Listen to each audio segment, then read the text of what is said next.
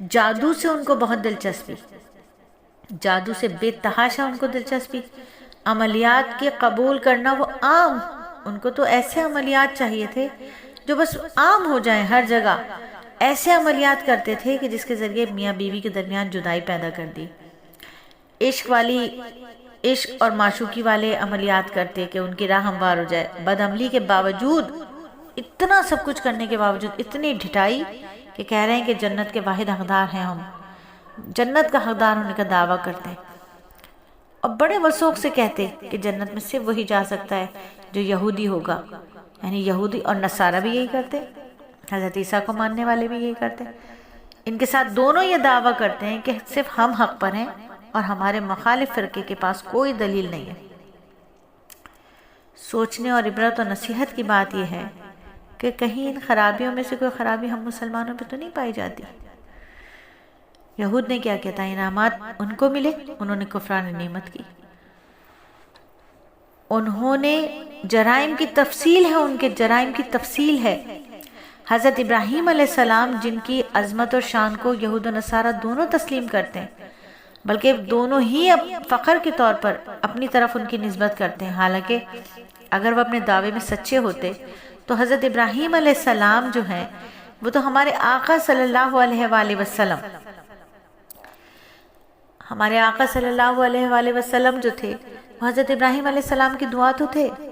ہمارے آقا کی اتباع ضرور کرتے وہ، کیونکہ حضرت ابراہیم علیہ السلام کی دعا ہے محمد صلی اللہ علیہ وآلہ وسلم۔ حضرت ابراہیم علیہ السلام کو اللہ نے بڑی ابتلا میں، بڑی مشکلات آزمائش میں ڈالا، لیکن وہ ہر آزمائش میں پورے نکلے۔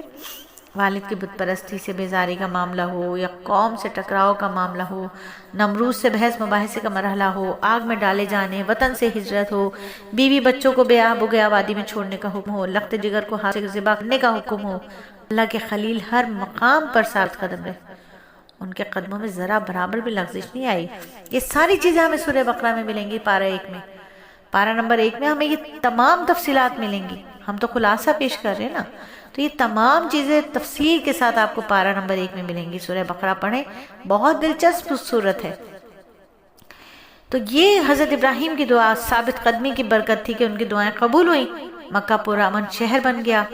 وہاں کے رہنے والوں کو پھلوں کا رزق میسر آیا۔ سب سے بڑی دعا جو قبول ہوئی وہ یہ کہ اللہ نے قریش کی نسل سے خاتم النبیین صلی اللہ علیہ وآلہ وسلم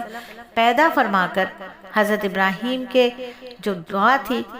اس کو پورا کیا، کہ اللہ تعالیٰ فرماتے ہیں کہ ملت ابراہیمی سے وہی شخص اعراض کر سکتا ہے جو شقی ہو، احمق ہو، خواہشات کا غلام ہو، اور یہود و نصارہ ایسی تھے۔ وہ حضرت ابراہیم علیہ السلام کی طرف اپنی نسبت تو کرتے تھے مگر ان کا ذوق بالکل باطل تھا،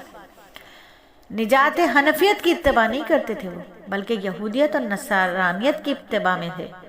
اللہ نے اپنے نبی کو حکم دیا کہ آپ انہیں حنفیت یعنی دین اسلام کی طرف دعوت دیں، جو کہ تمام انبیاء کا دین ہے۔ اگر وہ آپ کی دعوت قبول کر لیں تو ہدایت پا جائیں گے، اگر قبول نہیں کرے تو انکار اور گمراہی کسی دلیل کی بنا پر نہیں ہوگی، بلکہ ضد اور عناد کی بنا پر۔ انہیں ضد تھی کہ نہیں، نبوت تو ہمارے ہی خاندان کے لیے ہے، نبوت تو کسی اور خاندان میں آ ہی نہیں سکتی، انہیں یہ ضد تھی۔ اللہ تعالیٰ نے عناد تھا، ان کے اندر گندگی تھی، اللہ ان سے نمٹ لے گا۔ ارشاد ہوتا ہے اگر یہ یہود و نصارہ بھی اس طرح ایمان لے آئیں جس طرف تم ایمان لائے ہو تو یہ ہدایت پا جائیں گے، اور اگر وہ منہ موڑے رہیں تو اس پر تعجب نہ کرو، کیونکہ ضد اور مخالفت ان کی عادت ہے۔ اگر انہوں نے شرارت کرنے کی کوشش کی تو اللہ تعالیٰ ان سے قریب نمٹ لے گا، اور وہ بڑا سننے والا اور بڑا جاننے والا ہے۔ یعنی یہاں پر آیت نمبر 137 پر ہمارے پہلے پارے